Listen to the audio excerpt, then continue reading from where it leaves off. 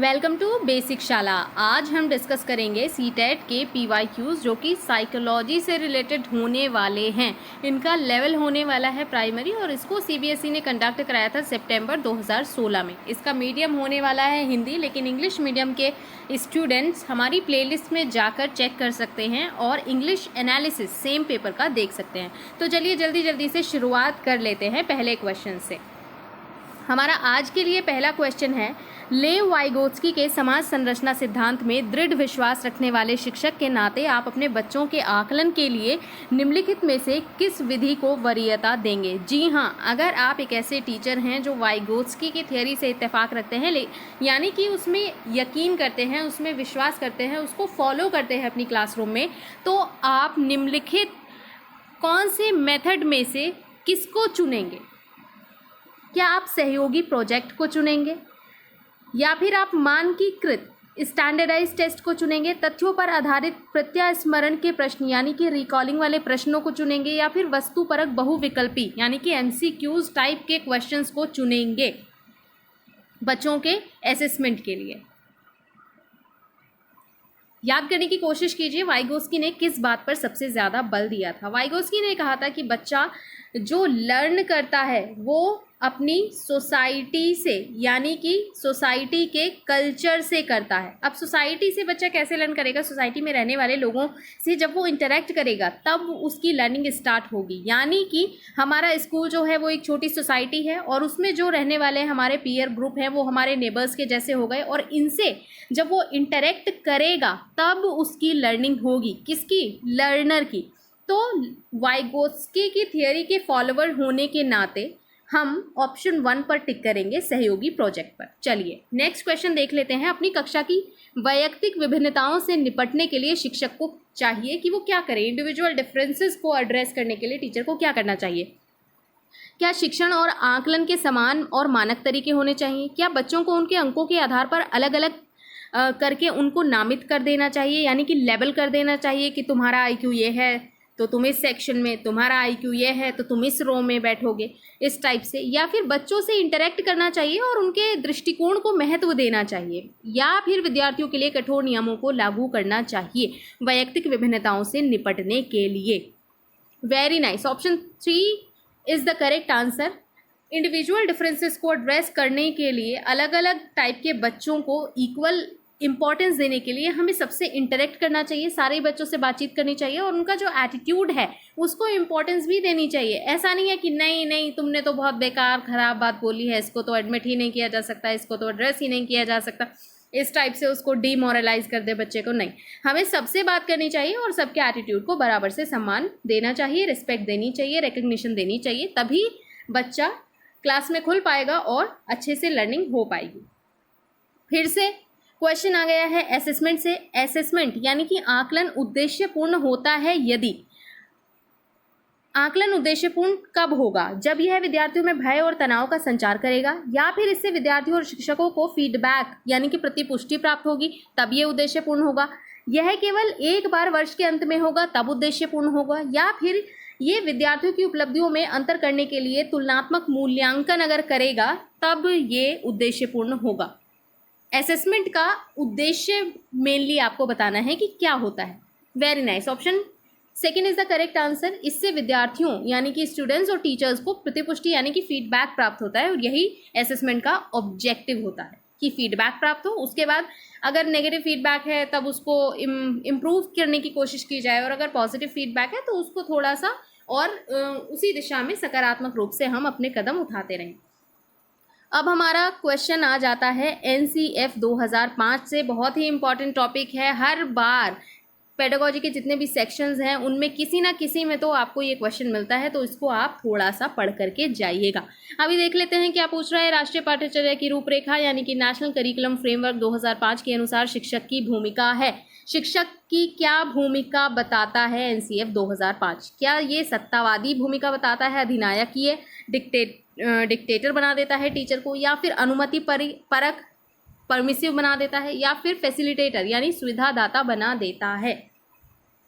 Very nice, option 4 is the correct answer. NCF 2005 teacher को basically सुविधादाता की भूमिका में रखता है, यानी कि फैसिलिटेटर की भूमिका में रखता है कि अगर स्टूडेंट को कोई परेशानी है, प्रॉब्लम है, तो वो उसको फैसिलिटेट करके आगे बढ़ा के लेके जाए।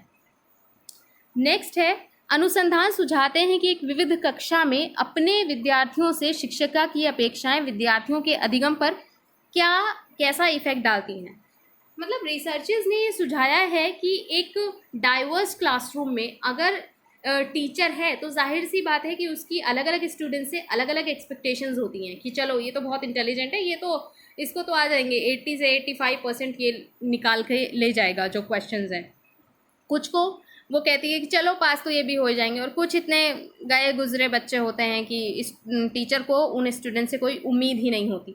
तो ये जो एक्सपेक्टेशंस हैं टीचर की अपने स्टूडेंट से, वो स्टूडेंट्स पर कैसा इफेक्ट डालती हैं? क्या ये उन पर इम्पॉर्टेंट इफेक्ट डालती हैं? क्या ये एकमात्र निर्धारक होती हैं स्टूडेंट्स के एटीट्यूड को डिसाइड करने के लिए, या फिर ये स्टूडेंट्स के साथ संबंधित नहीं मानी जाती हैं अपेक्षाएं, या फिर उन पर कोई प्रभाव नहीं छोड़ती हैं? देखिए, इस सवाल का जवाब देने के लिए आप अपने स्कूल टाइम को ज़रा सा याद कर लीजिए कि जब आपको टीचर जिम्मेदारी देता था, एक जिम्मेदार स्टूडेंट समझता था, तब आप क्या करते थे? तब आप अच्छे से उस जिम्मेदारी को निभाने की कोशिश करते थे। क्लास मॉनिटर, जिन्हें हम टीचर के चमचे कहते हैं, बट एक्चुअली उसके पीछे काम क्या कर रहा होता है कि टीचर की एक्सपेक्टेशन कि आप बहुत इंटेलिजेंट हैं, आप बहुत डिसिप्लिन हैं, तो आप मॉनिटर कर पाएंगे क्लास को। टीचर की जो एक्सपेक्टेशन है, फिर बच्चा उस पर खरा उतरने की कोशिश करता है और इसी चक्कर में उसको टीचर का चमचा वाला जो टैग है वो हासिल हो जाता है। कुछ बच्चे ऐसे होते हैं कि वो इतने शैतान होते नहीं हैं, लेकिन वो बदनाम ज़्यादा हो जाते हैं स्कूल में कि ये तो, अगर हॉस्टल है, हमारे हॉस्टल में ऐसे ही होता था, दीवार फांद के चला गया, अगर एक बार गलती से चला गया तो उस पर तो मतलब उसकी नेगेटिव इमेज बन गई कि ये तो दिन रात दीवार क्रॉस करके, बाउंड्री वॉल क्रॉस करके मूवी देखने जाते ही जाते हैं। तो फिर ऐसे स्टूडेंट को क्या लगता है कि यार बदनाम तो हो ही गए, इससे अच्छा क्या ही करें, इससे अच्छा फिर हम अभी तो वीकेंड पे जाते हैं, अभी चलो हम हर तीसरे दिन बाद मूवी देख के आएंगे। ये चीज़ हो जाती है। तो देख रहे हैं, अगर टीचर की एक्सपेक्टेशन हमसे पॉजिटिव हैं तो हम पॉजिटिव बिहेव कर रहे हैं। अगर हमारी जो टीचर है वो हमसे ख़राब एक्सपेक्ट कर रही है कि ये तो हैं ही नालायक बच्चे, तो हम भी क्या करते हैं, हम फिर उस चीज़ पे, नालायकी पे खरा उतरने की कोशिश करते हैं कि चलो जब नाम ख़राब हो गया तो और उसको अच्छे से करते हैं। तो टीचर की एक्सपेक्टेशंस, इसका मतलब ये हुआ कि ऑप्शन 1 करेक्ट आंसर हो जाएगा। टीचर की पॉजिटिव या नेगेटिव जैसी भी एक्सपेक्टेशंस हैं वो बच्चे पर महत्वपूर्ण प्रभाव छोड़ती हैं, उसके अधिगम पर महत्वपूर्ण प्रभाव छोड़ती हैं। चलिए, नेक्स्ट है, विशेष आवश्यकता वाले बच्चों को शामिल करना। एक जनरल क्लासरूम में, एक रेगुलर स्कूल के रेगुलर क्लासरूम में विशेष आवश्यकता वाले बच्चों को शामिल करना कैसा है? ये एक काल्पनिक लक्ष्य है, यानी कि अनरियलिस्टिक गोल है, इसको पूरी तरह से एग्जीक्यूट नहीं किया जा सकता है। जिनमें अक्षमता ना हो उन बच्चों के लिए हानिकारक है। इससे क्या होगा, विद्यालयों पर बर्डन बढ़ेगा, या फिर शिक्षक के प्रति दृष्टिकोण, विषय वस्तु और धारणा परिवर्तन की अपेक्षा रखता है। ये जो स्टेटमेंट है वो क्या है? देखिए, काल्पनिक लक्ष्य तो नहीं है, ये बिल्कुल पॉसिबल सी चीज़ है। हम अगर पूरी डेडिकेशन के साथ इसको करना चाहें एग्जीक्यूटिव, तो ये हो सकता है। जो ऐसे बच्चे हैं जो नॉर्मल हैं, जिनमें कोई विशिष्टता नहीं है, जो फिजिकली या मेंटली चैलेंज नहीं है, ये उन बच्चों के लिए हानिकारक है। देखिए, ये जो स्टेटमेंट है इसको आप करेक्ट नहीं बोल सकते, क्योंकि इस टॉपिक पे अभी भी बहुत सारी रिसर्चेस हो रही हैं, कुछ भी कॉन्क्लूजन्स नहीं निकले हैं। अभी वो सिनॉप्सिस, डिसर्टेशन और थीसिस वाले मोड में हैं। बहुत ज़्यादा रिसर्च अभी इस पर नहीं हुई है, और इसीलिए हम कुछ कह नहीं सकते कि जो नॉर्मल बच्चे हैं उन पे कैसा इफ़ेक्ट पड़ता है इस चीज़ का, क्योंकि ये कॉन्सेप्ट ही अपने आप में बहुत ज़्यादा पुराना कॉन्सेप्ट नहीं है, कुछ 20-30 साल पुराना ये चीज़ है, और अभी आरटीई के बाद इसको ज़्यादा तवज्जो दी जाने लगी है। इसलिए ये तो हमारा क्रॉस हो गया, पहला भी क्रॉस हो गया। इससे विद्यालयों पर बर्डन बढ़ेगा, ये भी देखिए एक नेगेटिव सा आंसर सजेस्ट कर रहा है, तो ये भी हम अप्लाई नहीं करेंगे। इस तरह से 4th हो जाएगा हमारा करेक्ट आंसर, शिक्षण के प्रति दृष्टिकोण, विषय वस्तु और धारणा परिवर्तन की अपेक्षा रखता है। चलिए, नेक्स्ट क्वेश्चन है, विविध प्रकार की सामाजिक, आर्थिक और सांस्कृतिक पृष्ठभूमि के बच्चों से युक्त कक्षा सभी विद्यार्थियों के अधिगम अनुभवों को बढ़ाती है। ये कथन कैसा है? यानी जो डाइवर्सिटी है वो लर्निंग एक्सपीरियंसेस को बढ़ाती है सारे ही स्टूडेंट्स के। ये स्टेटमेंट आपको बताना है सही है या गलत है तो क्यों है, सही है तो क्यों है। ऑप्शन 1 गलत। गलत है क्योंकि ये बच्चों के लिए दुविधा उत्पन्न कर सकता है और वे स्वयं को अलग थलग महसूस कर सकते हैं। सही है क्योंकि बच्चे अपने साथियों से अनेक कौशल सीखते हैं। सही है क्योंकि इससे कक्षा अधिक श्रेणीबद्ध दिखाई देती है। गलत है क्योंकि यह अनावश्यक स्पर्धा की ओर ले जाता है। तो देखिए, सबसे पहले तो हमें देख लेना चाहिए कि ये जो डाइवर्सिटी है वो लर्निंग एक्सपीरियंसेस बढ़ाती है, तो बिल्कुल ये सही बात है। तो गलत वाले ऑप्शंस को हम कर देते हैं पहले ही क्रॉस। अब रह जाते हैं हमारे पास 2 ऑप्शन। ये सही इसलिए है क्योंकि बच्चे अपने साथियों से अनेक कौशल सीखते हैं। सही इसलिए है क्योंकि इससे कक्षा अधिक श्रेणीबद्ध दिखाई देती है। देखिए, कहीं भी ऐसा कोई कंपल्शन नहीं है आरटी में कि हमें कक्षा को श्रेणीबद्ध दिखाना है, क्लासिफाइड दिखाना है। तो ये हमारा हो गया क्रॉस।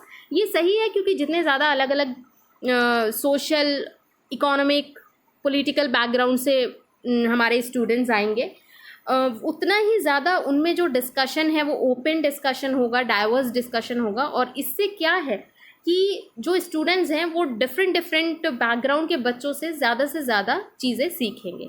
तो ऑप्शन 2 हो गया हमारा करेक्ट आंसर।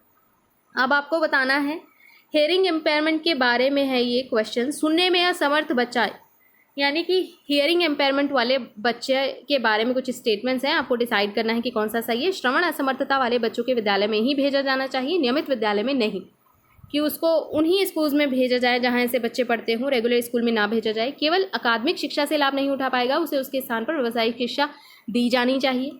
नियमित विद्यालय में बहुत अच्छा कर सकता है यदि उसे उपयुक्त सुविधा और साधन उपलब्ध कराए जाएं। नियमित विद्यालय में अपने सहपाठियों के समान कभी प्रदर्शन नहीं कर पाएगा। अरे ये क्या बात हुई भाई, अगर उसको थोड़ा सा हियरिंग इम्पेयरमेंट है तो हम उसको हियरिंग एड्स देकर, उसको थोड़ी सी और फैसिलिटीज़ देकर रेगुलर स्कूल में ही बहुत अच्छा परफॉर्म करवा सकते हैं। इस तरह से ऑप्शन 3 हो जाएगा हमारा करेक्ट आंसर। आपको हमेशा पॉजिटिविटी की तरफ जाना है, नेगेटिव ऑप्शंस तो आपको पहले ही क्रॉस करके रखने हैं। यही की है सारे ही क्वेश्चंस को बना के लेके जाने की। नेक्स्ट है, निम्नलिखित में से कौन सी विशेषता प्रतिभावान शिक्षार्थी की है। आपको बताना है कि गिफ्टेड लर्नर की कौन सी कैरेक्टरिस्टिक है। वह आक्रामक और कुंठित हो जाता है, ये तो बिल्कुल नहीं होगा। यदि कक्षा की गतिविधियां अधिक चुनौतीपूर्ण नहीं होती हैं तो वह कम प्रेरित अनुभव करता है और ऊब जाता है, ये हो सकता है। देखते हैं, आगे देखते हैं। वह बहुत ही तुनक मिजाज होता है, टेम्पेरामेंटल होता है, ऐसा कुछ नहीं है। वह रस्मी व्यवहार करता है, जैसे हाथ थपथपाना, डोलना आदि, रिचुअलिस्टिक बिहेवियर करता है हमारा जो गिफ्टेड लर्नर होता है।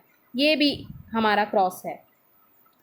अगर हमारा जो लर्नर है वो गिफ्टेड है, बहुत आईक्यू उसका ज़्यादा है, ब्रिलियंट स्टूडेंट है, और आप क्लास में वही उसको डेली के डेली ABCD वर्णमाला अल्फ़ाबेट्स यही सिखाते रहेंगे, तो जाहिर सी बात है कि उसको बोरिंग तो लगेगा ना। जिस बंदे में इतना आईक्यू है उसको तो डेली वो क्यूरियस होगा, डेली उसको नई चीज़ सीखने का मन करेगा। और अगर आप उसको एक ही ट्रैक पे लेके जाने की कोशिश करेंगे तो भाई दिक्कत हो सकती है, उसकी मोटिवेशन ख़त्म हो जाएगी और वो बोर हो जाएगा। इस तरह से ऑप्शन 2 हो गया हमारा करेक्ट आंसर। नेक्स्ट देख लेते हैं, शिक्षिका अपनी प्राथमिक कक्षा में प्रभावी अधिगम को बढ़ा सकती है। कैसे बढ़ा सकती है? अधिगम में छोटी छोटी उपलब्धियों के लिए पुरस्कार देकर, ड्रिल और अभ्यास के द्वारा, अपने विद्यार्थियों में प्रतियोगिता को प्रोत्साहन देकर, या फिर विषय वस्तु को विद्यार्थियों के जीवन के साथ संबंधित करके। लर्निंग को हम कैसे इफेक्टिव बना सकते हैं? तो जी इसका सीधा सीधा सा हो जाएगा 4th करेक्ट आंसर। विषय वस्तु को विद्यार्थियों के रियल लाइफ के साथ कनेक्ट करके हम लर्निंग को इफेक्टिव बना सकते हैं। नेक्स्ट है, बच्चों के बारे में निम्नलिखित कथनों में से कौन से सही हैं। बच्चे जानकारी के निष्क्रिय प्राप्त करता है, कि वो पैसिव रहकर सीधे बस सुनकर, जो टीचर बोल रहा है उसे सुनकर ज्ञान लेते रहते हैं। बाकी उन्हें अपनी प्रकृति से, अपने चारों तरफ के एनवायरनमेंट से उन्हें कोई नॉलेज नहीं मिलती है, उन्हें कुछ पता नहीं होता है। वो कोरी स्लेट होते हैं, जैसे कि थॉर्नडाइक या फिर कहना चाहिए जैसे कि बिहेवियरिस्ट थियरी कहती है कि बच्चा कोरी स्लेट है और टीचर उस पर लिखता है। क्या ऐसा वाकई में होता है, या फिर जो हमारा बच्चा है, जो हमारा लर्नर है, वो पूरी तरह से एक्टिव होकर नॉलेज को रिसीव करता है? तो देखिए, निष्क्रिय प्राप्त करता तो एक नेगेटिव चीज़ हो गई, इसको हम लगा देते हैं क्रॉस। बच्चे समस्या समाधान करता है, बिल्कुल ये ऑप्शन हमारा करेक्ट हो जाएगा। बच्चा अगर बड़ा है तो वो खुद से प्रॉब्लम सॉल्व कर लेगा, लेकिन अगर बड़ा बच्चा भी है, मान लीजिए 5th क्लास का है, अब प्राइमरी स्कूल में वो सबसे सीनियर स्टूडेंट होगा, लेकिन अगर उसके मेंटल लेवल से कहीं और ऊंची चीज़ उसको मिलती है, हाई डिफ़िकल्ट चीज़ उसको मिलती है, तो ज़रूरी नहीं है कि वो समाधान कर लेगा, लेकिन वो टीचर से हेल्प मांगेगा। NCF जैसे कि कह रहा है कि आप फैसिलिटेटर बन जाइए, बच्चे को लेके आगे जाइए, बढ़ाइए, टीचर की हेल्प से वो प्रॉब्लम को सॉल्व कर सकता है, तो बच्चा समस्या समाधान करता तो है। बच्चे वैज्ञानिक शोध करता है, ये सीधे सीधे उठा लिया गया है प्याजे की तिहरी से। उन्होंने कहा था कि बच्चे जो हैं वो स्मॉल साइंटिस्ट होते हैं, तो ये भी हमारा करेक्ट हो जाएगा। बच्चे पर्यावरण के सक्रिय अन्वेषक हैं, बिल्कुल। बच्चे उनके चारों तरफ, उनकी जो सोसाइटी में, उनके फैमिली में, उनके एनवायरनमेंट में जो कुछ भी हो रहा है, बच्चे उसको बड़ा पॉजिटिवली, उसको बड़ा एक्टिव होकर ऑब्जर्व करते रहते हैं, तो ये भी ठीक हो जाएगा। इस तरह से हमारा ऑप्शन सेकंड हो जाएगा correct answer, B, C and D. Next है हमारा, विद्यार्थियों में संप्रत्ययात्मक विकास को प्रोत्साहन देने के लिए निम्नलिखित में से कौन सी विधि सबसे प्रभावी है। यानी कि अगर हम कॉन्सेप्चुअल क्लैरिटी बिल्ड करना चाहते हैं, डेवलप करना चाहते हैं बच्चे में, तो हमें क्या करना चाहिए? हमें पुराने प्रत्ययों से किसी संदर्भ के बिना नए प्रत्ययों को अपने आप समझा जाना चाहिए। याद करने के लिए कहकर विद्यार्थियों के गलत विचारों को सही विचारों में बदल देना चाहिए। विद्यार्थियों को बहुत से एग्जाम्पल देने चाहिए और उन्हें तर्क शक्ति का उपयोग करने के लिए प्रोत्साहित करना चाहिए। या फिर जब तक विद्यार्थियों में वांछित संप्रत्ययात्मक परिवर्तन ना हो जाए तब तक दंड का उपयोग करना चाहिए। देखिए, दंड तो बिल्कुल भी यूज़ नहीं करेंगे हम। याद करने के लिए कहकर विद्यार्थियों के गलत विचारों को सही विचारों में बदलना, ऐसा नहीं है कि अगर उसका भी गलत विचार है तो उसको बार बार याद करवा के सही विचार बता दें। नहीं, उसको हम ऐसा कह के रटवा सकते हैं, फैक्ट्स याद करवा सकते हैं, लेकिन जो कॉन्सेप्ट उसमें बिल्ड होना है, कॉन्सेप्चुअल चेंजेस होने हैं, वो इससे पॉसिबल नहीं होगा। इसमें ऑप्शन 3 हो जाएगा हमारा करेक्ट आंसर। विद्यार्थियों को हम बहुत सारे एग्जाम्पल देंगे और उन्हें कहेंगे कि भाई अपनी तर्क शक्ति का यूज़ करो, अपनी रीजनिंग, अपनी लॉजिकल रीजनिंग का यूज़ करो, तभी आपके जो कॉन्सेप्ट्स हैं वो बिल्ड हो पाएंगे, जो आपके कॉन्सेप्ट्स हैं वो क्लियर हो पाएंगे। प्राथमिक विद्यालय के बच्चे उस वातावरण में सबसे प्रभावी ढंग से सीखेंगे जहाँ प्राथमिक विद्यालय में सबसे इफेक्टिव लर्निंग किस एनवायरनमेंट में होगी? जहां उनकी संवेगात्मक आवश्यकताओं की पूर्ति होती है और वह अनुभव करते हैं कि वह महत्वपूर्ण है, जहां शिक्षक एकाधिकारवादी है और स्पष्ट आदेश देता है कि क्या किया जाना चाहिए, यानी कि टीचर डिक्टेटर के तौर पर डिक्टेटर के जैसे बिहेव करता है। ये तो नेगेटिव हो गया, तो क्रॉस कर देते हैं पहले ही। जहां मूल रूप से पढ़ने लिखने और गणित की संज्ञानात्मक कुशलताओं पर ही ध्यान का केंद्र होता है और बल दिया जाता है, यानी कि बस वहाँ पर रीडिंग, राइटिंग और मैथ पढ़ाया जाता है, वहीं इफेक्टिव लर्निंग होगी। तो यहाँ देखिए चीज़ें लिमिटेड हो गई। ऐसा तो नहीं है ना कि केवल पढ़ने लिखने और मैथ यही 3 चीज़ें ज़रूरी हैं। पेंटिंग भी ज़रूरी है, डांस भी ज़रूरी है, म्यूज़िक भी ज़रूरी है। केवल कॉग्निटिव एबिलिटीज़ को डेवलप करके हम चीज़ों को नहीं ठीक कर सकते ना, हमें उसके लिए इमोशनल और हमारा जो साइकोमोटर डोमेन होता है ब्लूम का, उस पर भी फोकस करना पड़ेगा। तो ये भी कहीं ना कहीं एक लिमिटेड ऑप्शन है, इसको क्रॉस लगा देते हैं। जहाँ शिक्षक सारे अधिगमों में आगे होता है और विद्यार्थियों से निष्क्रिय रहने की अपेक्षा करता है, क्या यहाँ पर इफेक्टिव लर्निंग होगी? जहाँ बस टीचर ही एकदम झंडा लेके हाथ में आगे गाते चले जा रहे हैं और बच्चे एकदम पैसिवली सुन रहे हैं, तो ये भी हमारा नेगेटिव सा एक फील दे रहा है, इसको भी क्रॉस लगा देते हैं। इस तरह से ऑप्शन 1 हो जाएगा करेक्ट आंसर। इफेक्टिव लर्निंग वहाँ होगी जहाँ बच्चों की इमोशनल नीड्स का ध्यान रखा जाएगा और बच्चों को ये फील करवाया जाएगा कि आप इम्पॉर्टेंट हैं, आपके जो थॉट्स हैं, आपकी जो इंडिविजुअलिटी है, इंडिविजुअल डिफरेंसेस हैं, वो इम्पॉर्टेंट है। इस तरह से ऑप्शन 1 करेक्ट आंसर। नेक्स्ट है, एक बच्चा खिड़की के सामने से एक कौवे को उड़ता हुआ देखता है और कहता है एक पक्षी। इससे बच्चे के विचार के बारे में क्या पता चलता है? बच्चे की स्मृतियां पहले से भंडारित होती हैं, बच्चे में पक्षी का प्रत्यय विकसित हो चुका है, बच्चे ने अपने अनुभव बताने के लिए भाषा के कुछ टूल्स को डेवलप कर लिया है। तो देखिए, इसमें अगर वो कह रहा है पक्षी, यानी कि उसको पता है कि पक्षी के 2 पैर होते हैं, और पक्षी के पंख होते हैं, वो उड़ता है, तो उसमें पक्षी का जो प्रत्यय है वो डेवलप हो गया है और उसको बताने के लिए, उसको एक्सप्रेस करने के लिए उसने भाषा के भी कुछ टूल का यूज़ किया है। तो बी और सी सही हो जाएगा, सेकंड हमारा करेक्ट आंसर हो जाएगा। नेक्स्ट है हमारा, कोई शिक्षिका अपने विद्यार्थियों को क्या कहे कि उन्हें भीतरी प्रेरणा के साथ कार्य करने के लिए प्रोत्साहित किया जा सके, यानी उनको एक इंटरनल मोटिवेशन देनी है। मोटिवेशन अगर आपने पढ़ा होगा तो पढ़ा होगा कि एक्सटर्नल होती है, बाहरी होती है, और इंटरनल होती है, आंतरिक होती है। तो अगर आप बच्चों को आंतरिक रूप से मोटिवेट करना चाहते हैं तो टीचर को क्या करना होगा? उसे कैसे अपनी बात को बयान करना होगा? क्या उसको ऐसा कहना चाहिए कि चलो इसे उसके करने से पहले समाप्त कर लो, तुम उसके जैसे क्यों नहीं हो सकते, देखो उसने इसे एकदम ठीक कर लिया, काम जल्दी पूरा करो तो तुम्हें एक टॉफ़ी मिलेगी, इसे करने की कोशिश करो, तुम सीख जाओगे। इसमें हमें सबसे पॉजिटिव चीज़ ढूंढनी है कि पॉजिटिव स्टेटमेंट कौन सा है। चलो देखो, यहाँ पे जो हम कर रहे हैं कि इसको उसके करने से पहले ख़त्म कर लो, यहाँ तो हम एक कंपटीशन सा बढ़ा रहे हैं ना, तो ये तो ठीक नहीं होगा। दूसरा है हमारा, तुम उसके जैसे क्यों नहीं हो सकते, उसने तो कर लिया तो तुम भी उसके जैसे बन जाओ। किन्हीं भी दो व्यक्तियों में इंडिविजुअल डिफरेंसेस होते हैं और हम अपने दो लर्नर्स से, दो स्टूडेंट से ये एक्सपेक्ट नहीं कर सकते कि वो एक दूसरे के जैसा बन जाए। तो ये भी बिल्कुल क्रॉस हो गया। काम जल्दी पूरा करो तो तुम्हें एक टॉफ़ी मिलेगी, ये तो सीधे सीधे ब्राइबरी हो गई, लालच हो गया। तो इस तरह से ऑप्शन 4 बचता है करेक्ट आंसर कि इंटरनली मोटिवेट करना है ना, तो बच्चे को ऐसे समझाना है कि बेटा अगर आप इसको करने की कोशिश करोगे तो आप इसको सीख जाओगे। नेक्स्ट है, कोई शिक्षिका अपने विद्यार्थियों को अध्ययन करने हेतु आंतरिक रूप से उत्प्रेरित करने के लिए कैसे प्रोत्साहित कर सकती है। फिर से यही है कि बच्चों को कहना है पढ़ने के लिए और उसके लिए इंटरनली उनको मोटिवेट कैसे करना है। उनमें चिंता और डर पैदा करके, नेगेटिव है, गलत हो जाएगा। प्रतियोगितात्मक परीक्षण से, कंपटीशन, अननेसेसरी कंपटीशन को बढ़ावा कभी नहीं देना है, ये भी क्रॉस हो गया। व्यक्तिगत लक्ष्य निर्धारित करने और उनमें निपुणता पाने में उन्हें मदद देकर, बिल्कुल उनके सामने हम इंडिविजुअल कुछ गोल्स बना देंगे, कुछ ऑब्जेक्टिव्स बना देंगे और जैसे जैसे बच्चा उनको पार करता जाएगा, उनको अचीव करता जाएगा तो वो खुद ब खुद इंटरनली मोटिवेट हो जाएगा। इस तरह से क्वेश्चन 16 का ऑप्शन 3 हमारा करेक्ट आंसर हो जाएगा। इसमें 4th भी देख लेते हैं कि क्या लिखा था। साफ दिखाई पड़ने वाले इनाम देकर, जैसे टॉफ़ी, ये भी ब्राइबरी हो गई जी, ये लालच हो गया, इसको लगा देते हैं क्रॉस। चलिए नेक्स्ट है हमारा, किसी प्रारंभिक कक्षा में प्रभावशाली शिक्षक का उद्देश्य विद्यार्थियों को उत्प्रेरित करना होगा। कोई प्राइमरी क्लास है, वहाँ पे जो हमारा इफेक्टिव टीचर है वो उसका ऑब्जेक्टिव क्या होगा कि हमारे स्टूडेंट्स को कैसे मोटिवेट करें, सीखने के लिए मोटिवेट करें, जिससे वे क्यूरियस बने, जिज्ञासु बने और सीखने के लिए ही सीखना पसंद करें। रटकर याद करने के लिए, जिससे वे प्रत्यास्मरण करने में अच्छे बने, उन्हें रटने के लिए प्रोत्साहित करना चाहिए। दंडात्मक उपायों का प्रयोग करके, जिससे वे शिक्षक का सम्मान करें। देखिए रटने वाली बात गलत है, विवेकानंद जी ने इस थियरी को बिल्कुल नकार दिया था, ये हम क्रॉस कर देंगे। दंड तो जहाँ आ जाए उसको क्रॉस लगा दीजिए। ऐसे काम करने के लिए जिससे परीक्षा के अंत में वे अच्छे नंबर पा सके। Education is not about getting good marks, ये चीज़ आपको याद रखनी है। तो ये भी हमारा क्रॉस हो जाएगा और ऑप्शन 1 हो जाएगा हमारा करेक्ट आंसर। क्वेश्चन नंबर 18, कौन सा उदाहरण प्रभावशाली विद्यालय की प्रथा का है। किस एग्जाम्पल से हमें पता चल रहा है कि जो हमारा क्लासरूम है वो इफेक्टिव है। निरंतर तुलनात्मक मूल्यांकन, देखिए कंपैरेटिव स्टडी या फिर कंपैरिजन, तो मूल्यांकन का ये काम ही नहीं होता है, इवैल्यूएशन का ये काम नहीं होता है कि आप दो बच्चों को क्लासीफाई करें, कैटेगराइज करें या फिर उनमें तुलना करें, एक को हीन बताएं, एक को बताएं कि आप तो क्रीम हो क्लास की। तो ये तो नेगेटिव हो गया, इसको क्रॉस लगा देते हैं। शारीरिक दंड फिर से जहाँ भी समझ आए दंड, उसको क्रॉस लगा देना है।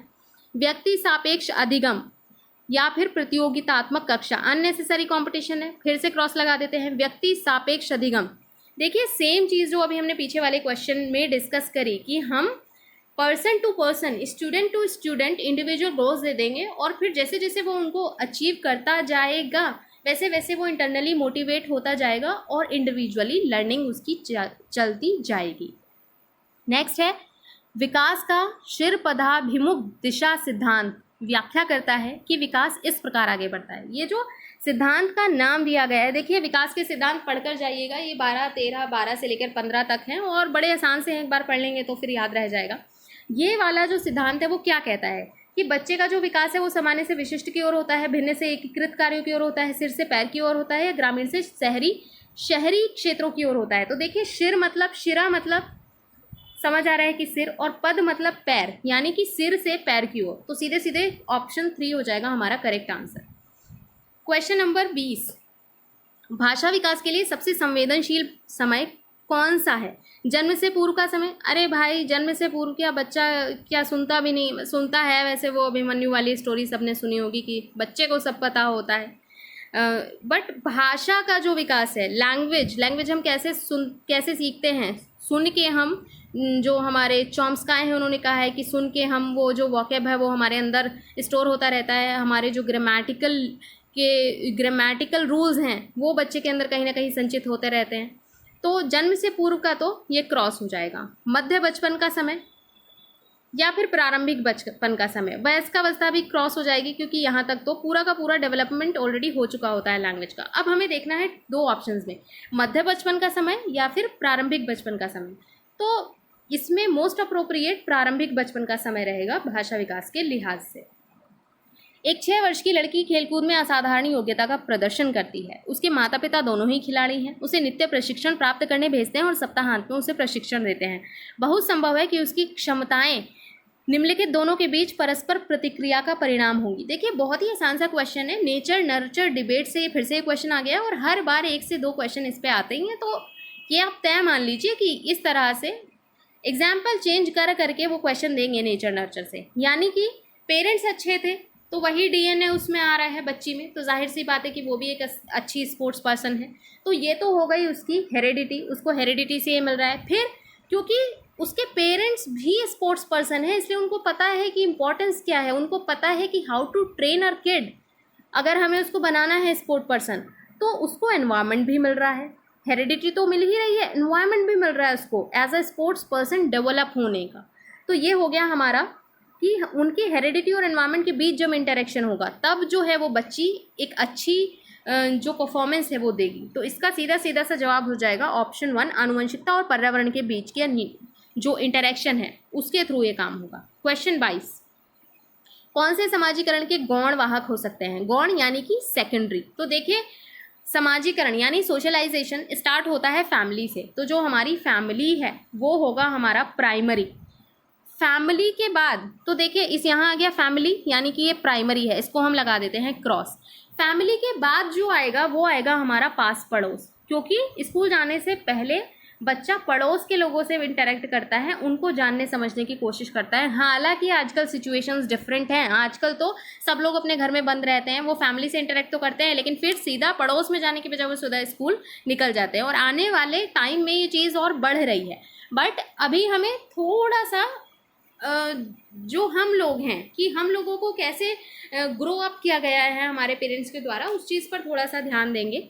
तो इसमें गौण पूछा गया है यानी सेकेंडरी पूछा गया है, तो परिवार वाला तो यहाँ पर क्रॉस लगा देंगे, निकटतम परिवार के सदस्य भी क्रॉस लगा देंगे क्योंकि उनसे हम सबसे पहले इंटरेक्ट करेंगे। परिवार और रिश्तेदार इस पर भी क्रॉस लगा देंगे क्योंकि फैमिली से तो हम प्राइमरीली इंटरेक्ट करेंगे। आ जाता है हमारा विद्यालय और पास पड़ोस, ये हो जाते हैं हमारे सेकेंडरी वाहक सोशलाइजेशन प्रोसेस के। लेव वाइगोस्की के अनुसार संज्ञानात्मक विकास का मूल कारण है। लेव वाइगोस्की ने क्या कहा था कि जो हमारा संज्ञानात्मक विकास है, कॉग्निटिव डेवलपमेंट है, उसमें क्या चीज़ इंपॉर्टेंट रोल प्ले करती है? क्या बैलेंस, संतुलन, सामाजिक अन्योन्य क्रिया, इंटरेक्शन, मानसिक प्रारूपों, स्कीमास का समायोजन। स्कीमास की बात तो देखिए प्याजे ने कही थी, आपको याद होगा, तो इसको लगा देते हैं क्रॉस। उद्दीपक अनुक्रिया युग्मन, ये जो है स्टिमुलस रिस्पॉन्स पेयरिंग, ये तो बिहेवियरिस्ट की बात है यानी कि थॉर्नडाइक, स्किनर ने ये सब बातें कही थी, तो इस पर क्रॉस लगा देते हैं। यहाँ हमारा एक ही बचता है, ये सामाजिक इंटरेक्शन, ये हो जाएगा हमारा ऑप्शन बी हो जाएगा करेक्ट आंसर। अब देख लेते हैं हम नेक्स्ट क्वेश्चन जो कि है हमारा जीन पियाजे से। जीन पियाजे के अनुसार अधिगम के लिए क्या ज़रूरी है? शिक्षार्थी के द्वारा पर्यावरण की सक्रिय खोजबीन, वयस्कों के व्यवहार का अवलोकन। देखिए वयस्कों के व्यवहार का अवलोकन तो वाइगोस्की ने कहा था, तो ये हमारा क्रॉस हो जाएगा। ईश्वरीय न्याय पर विश्वास, ये तो कहाँ ही से आ गया, संज्ञानात्मक विकास में ऐसी कोई बात नहीं कही है पियाजे ने। शिक्षकों और माता पिता द्वारा पुनर्बलन की बात बिहेवियरिस्ट करते हैं, थॉर्नडाइक, स्किनर, पावलोव ये सब करते हैं, तो ये भी क्रॉस हो जाएगा। यानी कि लर्निंग के लिए जीन पियाजे ने पर्यावरण की सक्रिय खोजबीन, अगर आपको याद हो तो स्मॉल साइंटिस्ट कहा था पियाजे ने, किसको? हमारे लर्नर को यानी बच्चे को, स्मॉल साइंटिस्ट।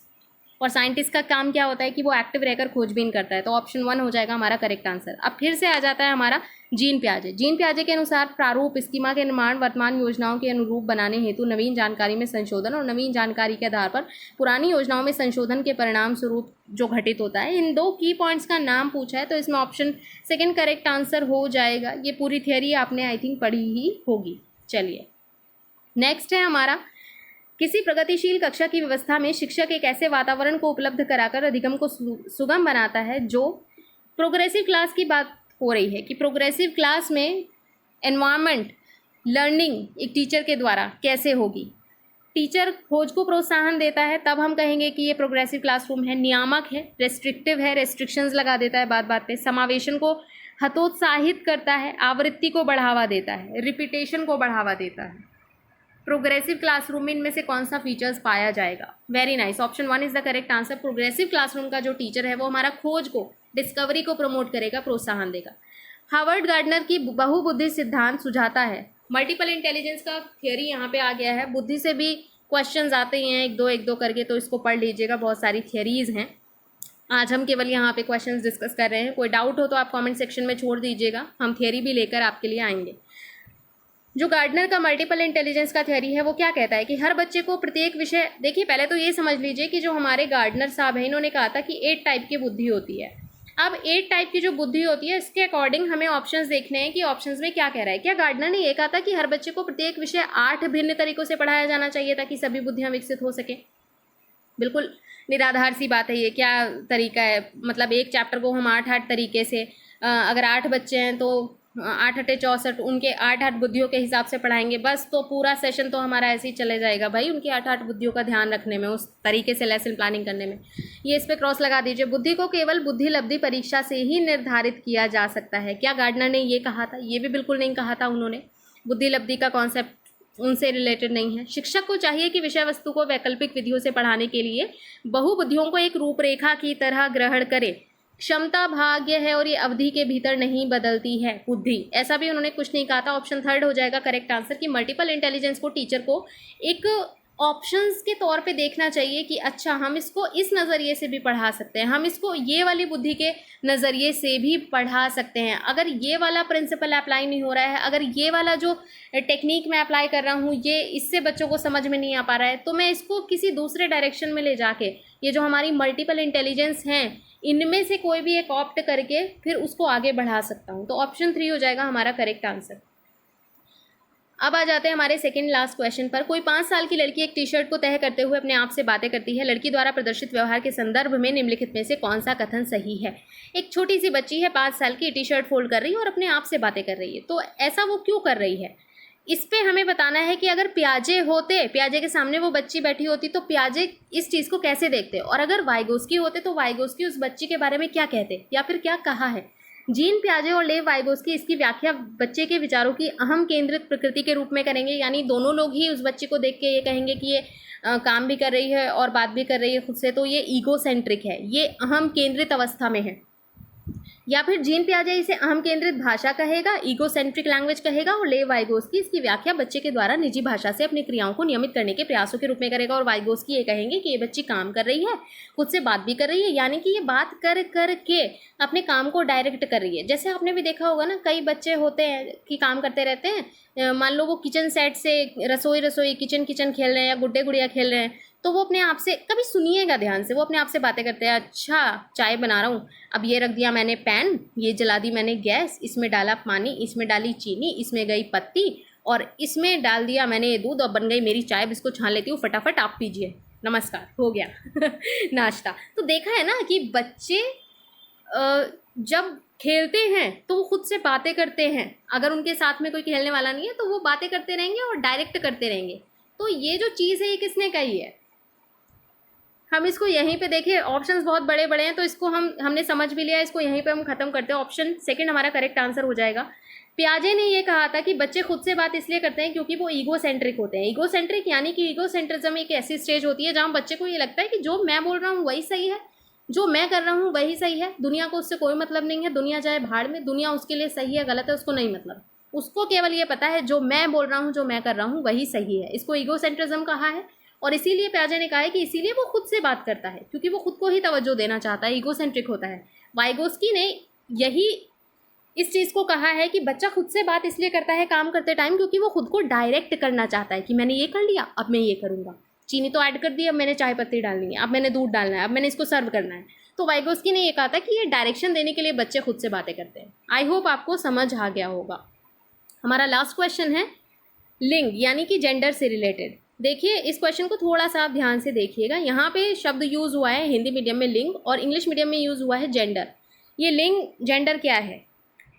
वैसे तो जब आपसे पूछा जाता है किसी भी फॉर्म के एग्ज़ाम में कि अगर लिंग वाला ऑप्शन आता है तो वहाँ पर 2 ऑप्शन होते हैं, मेल और फीमेल।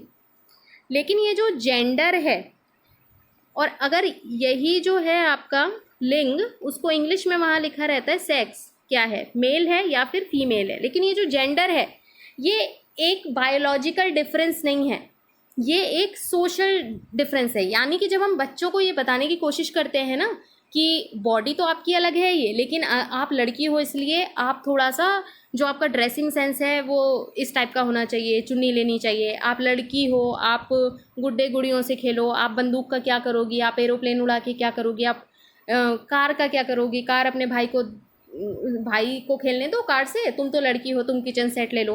तो ये जो सारे डिफरेंसेस हैं इनको बोला जाता है जेंडर अवेयरनेस, यानी कि हम बचपन से ही एक थोड़े टाइम के बाद बच्चों को ये बताने की कोशिश करने लगते हैं कि आप मेल हैं, आप फीमेल हैं, आप बॉय हैं, आप गर्ल हैं, आप इस तरह से बिहेव कीजिए, आप इस तरह से बिहेव कीजिए। तो ये क्या है?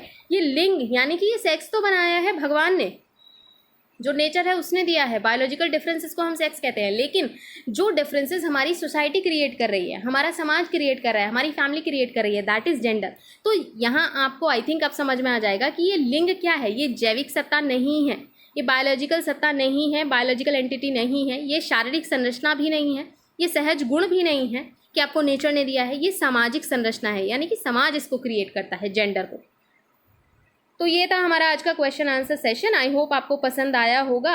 अगर आपको पसंद आया हो तो हम बहुत जल्द आपसे मिलेंगे और भी कुछ नए क्वेश्चंस के साथ, नए क्या, प्रीवियस ईयर क्वेश्चंस के साथ। तब तक आप लाइक, शेयर और सब्सक्राइब कीजिए बेसिक शाला। धन्यवाद।